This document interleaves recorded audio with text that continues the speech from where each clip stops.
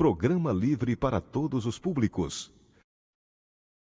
Olá! Se você quer repensar a cidade em que você vive, seu lugar é aqui com a gente. O programa Urbanidade está começando.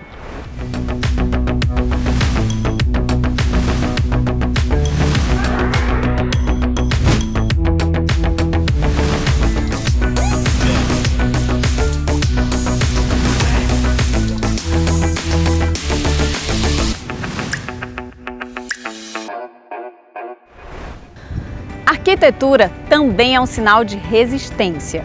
No programa Urbanidade de hoje, nós vamos conhecer o projeto Casinhas Feias, que provoca uma reflexão sobre aquelas casinhas antigas e pequenas no centro da cidade. Vamos receber também o arquiteto Daniel Benevides para falar sobre reformas e a arquiteta e urbanista Lara Barreira para falar sobre cidade sustentável.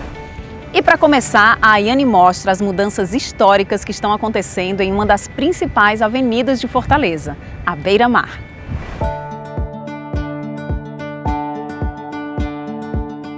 Você já reparou o quanto a nossa orla de Fortaleza já se transformou ao longo dos anos?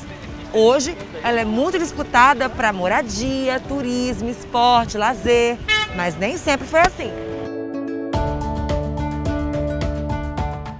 E a gente vai conversar com o Gleudson Passos, ele que é historiador, entende só muito de Beira-Mar. Gleudson, essa parte aí que a gente está, né, na orla, muita gente não sabe, mas ela é nova, ela não é tão antiga, né? Na verdade, o que é novo aqui são essas construções. Todo esse processo aqui de ocupação, via prédios, edifícios, deve-se muito ao Porto do Mucuripe, né? Essa parte ficou muito valorizada. Mas antes nós tínhamos, né, várias ocupações, principalmente das comunidades pesqueiras, que uma parte, por conta da especulação imobiliária, ela foi empurrada dessa população para o Morro do Ouro, para o Serviluz. Ela foi migrando para outros lugares, né? O que hoje faz o Grande Mucuripe, né? Isso, exatamente. O Grande Mucuripe, que é um patrimônio da cidade, patrimônio cultural, patrimônio histórico. Tem várias memórias aqui relacionadas a essa população de pescadores, né, que está amplamente mencionada na pintura, na poesia, na música cearense. Tem um ar diferente a Beira-Mar? Eu sinto uma energia diferente aqui, você sente? Sem dúvida, né? É um ponto de referência, é um atrativo, principalmente para turistas, mas precisa ser também para toda a população de Fortaleza e do Ceará. Então, como é que você explica essa relação da orla com a cidade, da cidade com a orla? O que tem de bom, o que poderia melhorar?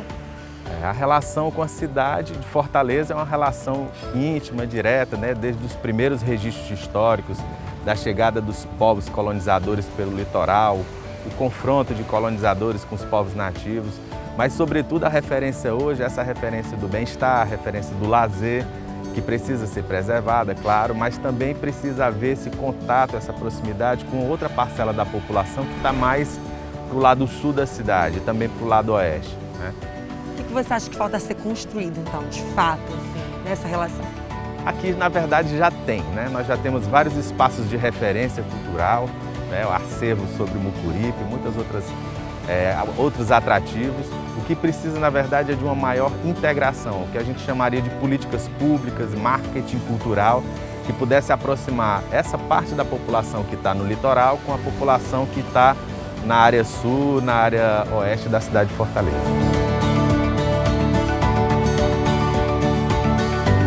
Secretário, sobre a última urbanização da obra, o que teve de diferente da obra original, o que mudou? A Beira-Mar de Fortaleza é o cartão postal da cidade. Não apenas o cartão postal da cidade, é o local de maior convivência, onde toda a cidade converge, tanto gente da cidade como gente de fora também. Por isso que a gente chama esse projeto de Beira-Mar de Todos. Ele começou a ser executado em 2018, mas o projeto começou a ser pensado bem antes.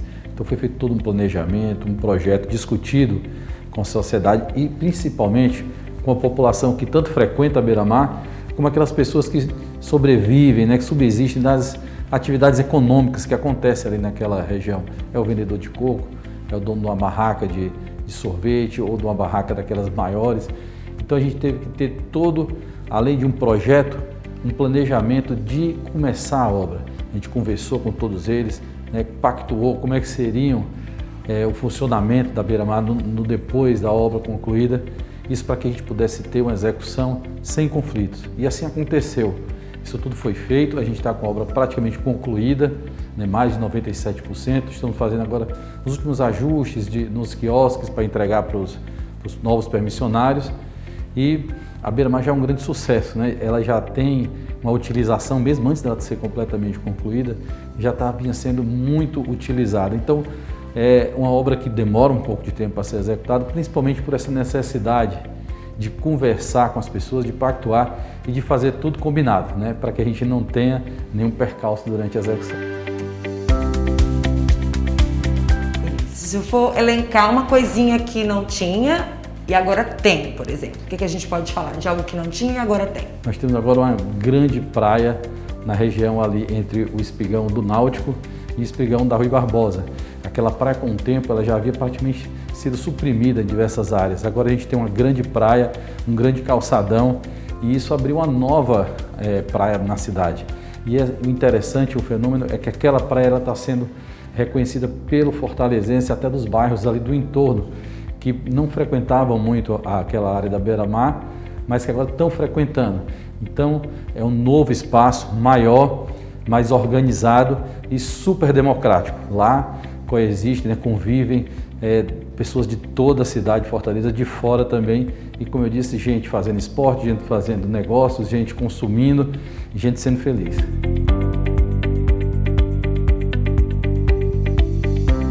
Para falar dessa beira-mar de ontem e hoje, nada melhor que falar com a pessoa que viveu essa beira-mar de ontem e vive essa nossa orla de hoje.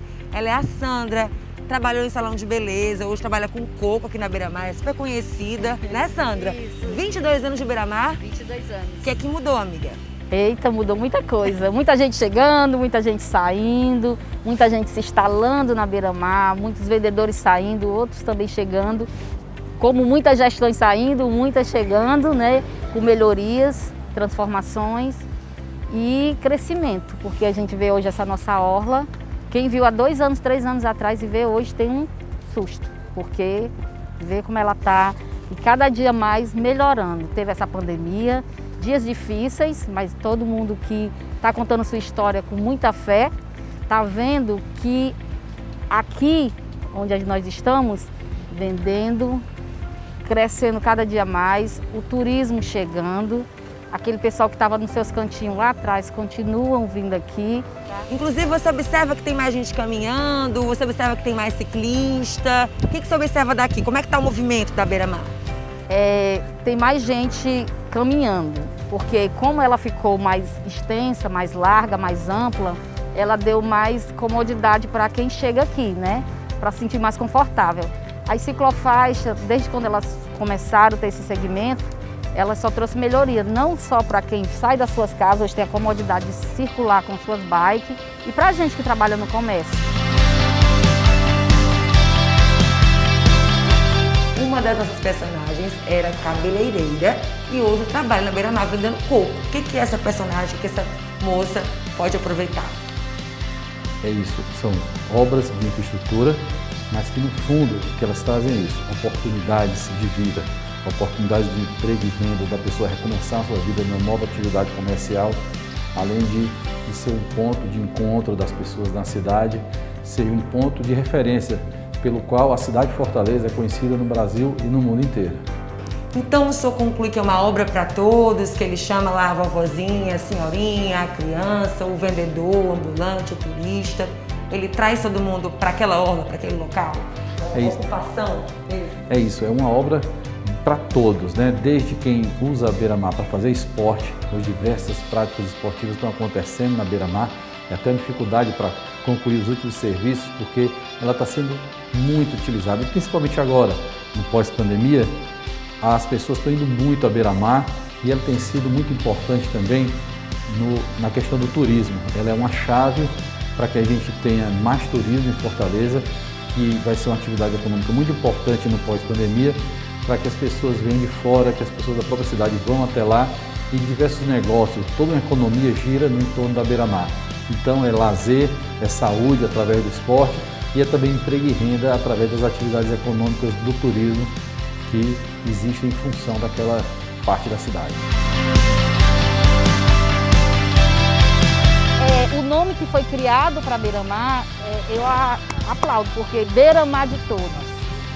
Caiu muito bem o nome para ela, porque é o cara que vem lá da Calcaia, o cara que vem da Praia da Caponga, o cara que vem de Cascavel, o cara que vem do Beberibe.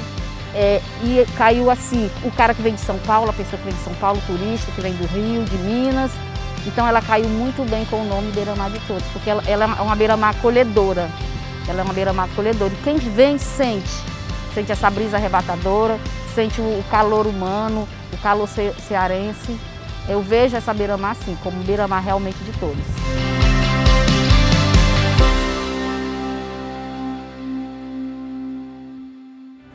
Lara Barreira é arquiteta e mestre em arquitetura da paisagem. Lara, para começar, explica pra gente quais os diversos sentidos de cidade sustentável. Bem, os diversos sentidos de cidade sustentável, existem 3 linhas que são principais, né? A primeira linha, que é o que as pessoas pensam primeiro, né, que é o mais óbvio, está relacionada à cidade ecológica, que é um conceito que está bem ligado à questão técnica e material das cidades. Ou seja, tem a ver com edifícios verdes, tem a ver com espaços verdes na cidade, a quantidade de áreas, parques urbanos, áreas verdes por habitante, arborização de ruas, tem a ver com todos esses elementos que tem a ver com o fator ecológico, né? Por exemplo, gestão de resíduos sólidos, reaproveitamento de água e todos esses elementos que têm a ver com o fator ecológico, né? Só que o problema é que muitas vezes as pessoas param por aí, as pessoas reduzem o tema da sustentabilidade a essa questão material, né? Essa questão mais ligada à questão técnica. Sendo que a gente, desde o início dos anos 90, né, até o Brasil teve uma grande contribuição na Eco 92, que foi um momento em que esse conceito de sustentabilidade, mais levado a essa questão do ecológico, né, da questão apenas verde, passou por uma transição e a sustentabilidade passou a ser considerada, incluindo mais outros 2 fatores, que é o que a gente conhece como o tripé da sustentabilidade, que é a questão ecológica sendo tratada junto com a questão social e a questão econômica. A partir desse momento, passou-se a se entender que não existiria sustentabilidade se o fator social não estivesse incluído, né, nessa reflexão ecológica e econômica dos meios de produção, de todas as áreas do conhecimento. Trazendo esse debate, né, para a questão urbana, isso é muito importante também, porque as cidades acabam sendo a materialização da forma como a sociedade se organiza no espaço. Então, urbanidade é quando a cidade consegue ser boa para as pessoas. Parece ser um conceito assim meio abstrato, mas não é. É muito difícil eu dizer o que é para mim, porque eu estudei o conceito de urbanidade mesmo tecnicamente. E tem a ver, e não é nada técnico, né? O principal teórico que fala sobre isso, que é o Yangel, que escreveu Cidade para as Pessoas, fala que a cidade precisa ser uma festa, precisa ser um lugar que ele é tão bom para as pessoas que as pessoas querem permanecer nas praças, nas ruas, querem caminhar, querem se encontrar no espaço público, que é esse espaço, digamos assim, do encontro das pessoas, do encontro do diferente, de diferentes idades, diferentes classes sociais, áreas verdes, né, espaços públicos, áreas que possam promover cultura, todos esses elementos estariam ligados ao que é uma cidade com urbanidade, né, que é essa cidade que ela é tão boa que ela é uma festa.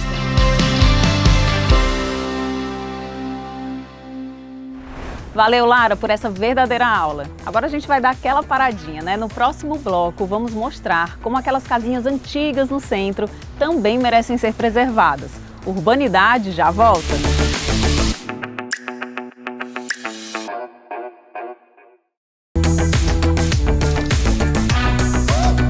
Aqui em Fortaleza, um projeto está trazendo um novo olhar sobre aquelas casinhas antigas que tem lá no centro da cidade. Eu mesma fui lá conferir, olha só.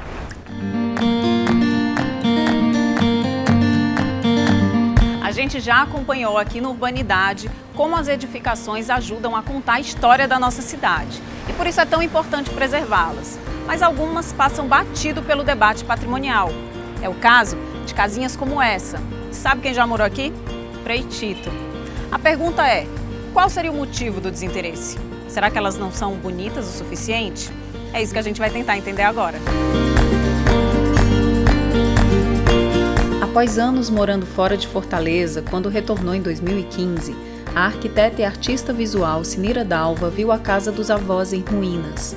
Isso despertou nela uma vontade de chamar a atenção para o desaparecimento lento e progressivo de arquiteturas dos tempos dos nossos avós, e com elas, talvez, os modos de existir que nos formaram. Foi então, a partir do afeto, seja pelas memórias ou pelas escutas nos encontros nas calçadas, que surge o projeto Casinhas Feias. Então, Sinira, vamos começar pelo nome do projeto, né, que gerou até uma polêmica aí nas redes sociais. Por que Casinhas Feias? Para provocar, né? Porque de fato não são feias, né? São lindas, queridas, né? Todo mundo tem algum afeto. Muita gente tem, né? Claro que não todo mundo, mas muita gente tem memórias, né? E quando eu percebi que elas existiam, né? Eu pensei como chamar a atenção, né? Então veio como uma provocação mesmo, assim. Ah, não são feias não? Então quem faz alguma coisa por elas, para que elas se mantenham, né? Porque ao mesmo tempo que eu percebi, né, que elas resistiam, né, eu também percebi a dinâmica do desaparecimento, né?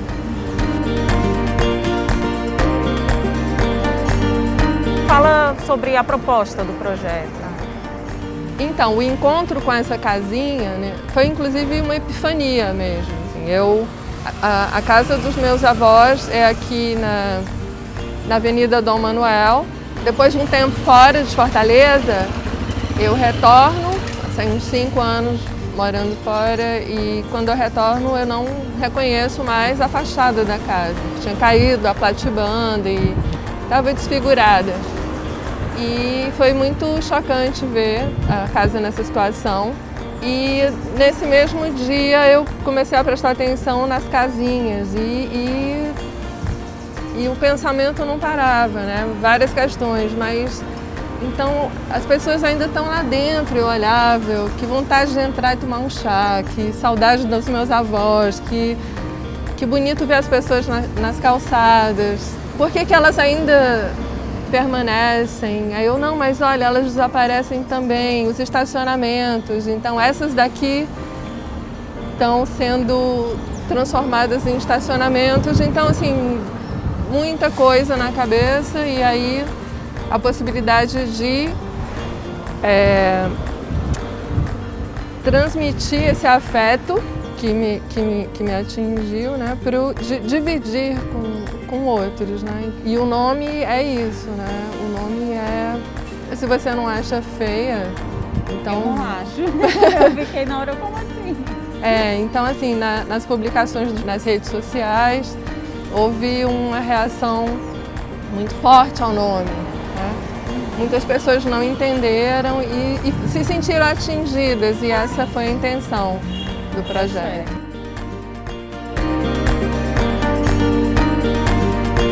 Gabriele, para ti, como foi essa experiência de participar desse processo, de conhecer essas casas, essas pessoas? Eu acho que é porque a experiência é a experiência do cotidiano, ela é a experiência de todo dia, né? A diferença foi que a gente saiu com a intenção de encontrar alguma coisa que a gente sabia que a gente gostaria de resgatar. A gente saiu atrás do resgate mesmo. Que é, enfim, toda essa história, a memória que está impressa na cidade, no material e no casario, e que ela acontece na calçada. Então teve uma coisa que aconteceu no projeto que durante as nossas andanças e na deriva que a gente percebeu, e que ficou muito forte para a gente, foi que a calçada ela era um lugar encantado. porque ela permite um encanto, ela permite esse encontro, essa troca, permite a gente conhecer a Fortaleza que eu não vivi, mas que era a Fortaleza que o Mundico, enfim, que o Chico, que os avós da Sinira moraram e viveram. E através da memória a gente consegue se transportar no tempo para entender como era essa cidade e como é isso que a gente está perdendo, porque é um processo muito rápido, o processo de desenvolvimento urbano que Fortaleza está passando. E acho que se a gente fechar os olhos, em 5 anos a cidade ela muda completamente. E ela vai mudar mais daqui a 5 anos.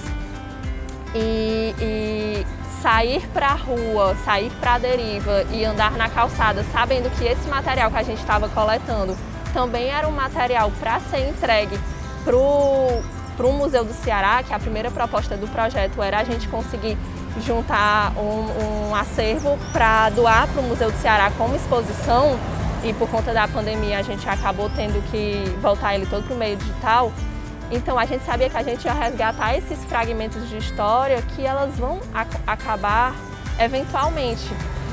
Então era uma experiência que ela era de encanto, ela é um pouco triste também, mas ela tem que ser de resistência e de afeto.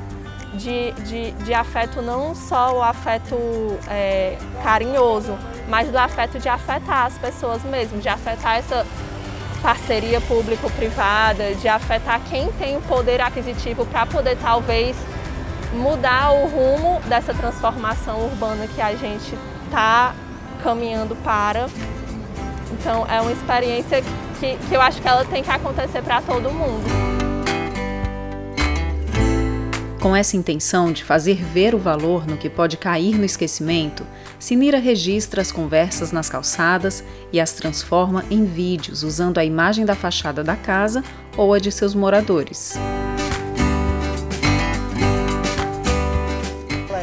Agora, o que projetou o título nacionalmente, principalmente na Europa, foi uma carta que ele fez no presídio, denunciando que o governo Médici, da época, dizia que no Brasil, no período da ditadura, não existia tortura.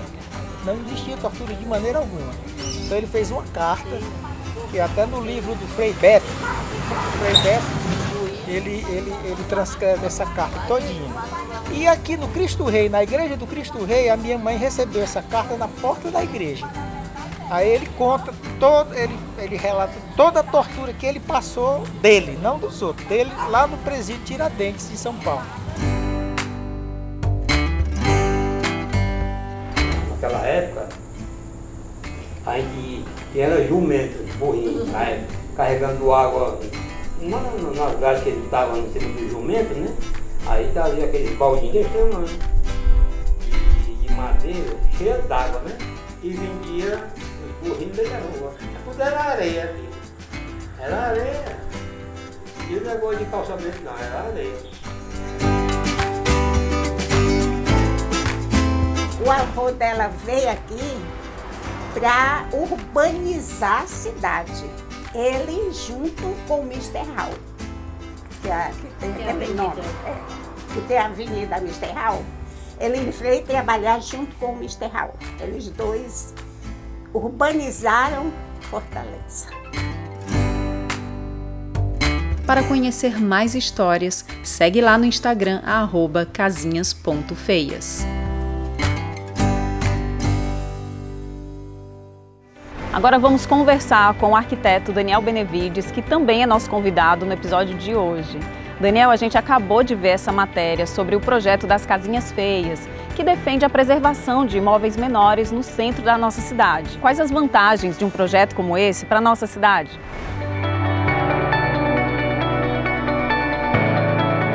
O projeto arquitetônico contemporâneo, ele lida com uma diversidade muito grande de informações, de variáveis e de complexidade.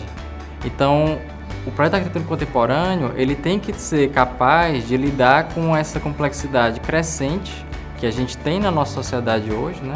Se você for pegar 30 anos atrás, a sociedade era bem menos complexa do que é hoje, digamos, né? Então, a revolução digital, ela proporcionou um acréscimo de complexidade muito grande. Ou seja, a gente precisa lidar com questões hoje que não tínhamos que lidar 30 anos atrás. Então a importância do projeto arquitetônico para a sustentabilidade é que ele consegue equalizar, né, essas questões que hoje em dia são prementes, ou seja, são urgentes. A questão ambiental, ela não é mais uma questão acessória ao projeto, ela é realmente uma necessidade. Então, de fato, o projeto arquitetônico ele tem que tentar, junto à solução dessas complexidades, amenizar a questão climática, a questão ambiental, tentando fazer com que o projeto seja eficiente energeticamente, eficiente em termos de conforto para os usuários, que ele seja realmente utilizado por diversas pessoas, diversos grupos sociais, de maneira que seja utilizada aquela infraestrutura de forma ampla, né? Digamos assim.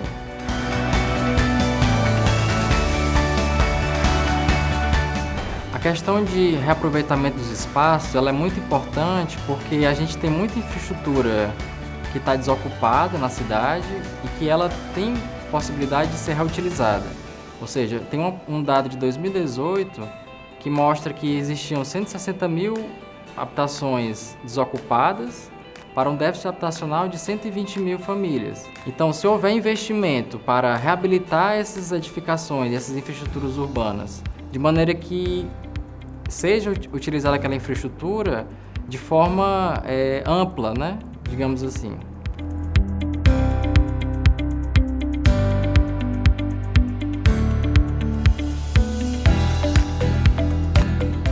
Como vimos na matéria sobre reaproveitamento de imóveis menores no centro, é interessante essa questão porque conseguimos perceber como esses imóveis fazem parte da paisagem da cidade, ou seja, você tem uma relação afetiva com a cidade, você tem uma relação de lembrança, de memória com a cidade, e além disso é interessante também perceber como esses gabaritos, né, como a gente chama, essas alturas desses imóveis, eles preservam uma paisagem do local que também é bem importante nesse sentido da memória, da relação afetiva com a cidade. Porque no centro, as edificações em geral são baixas. Manter isso é interessante.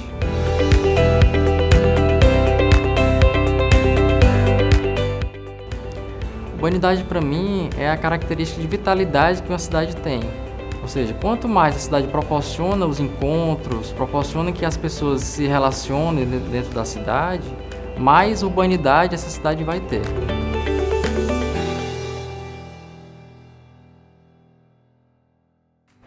O programa Urbanidade de hoje chegou ao fim, mas nossos encontros continuam na internet, no YouTube da TV Diário. Acesse lá e até a próxima. Tchau!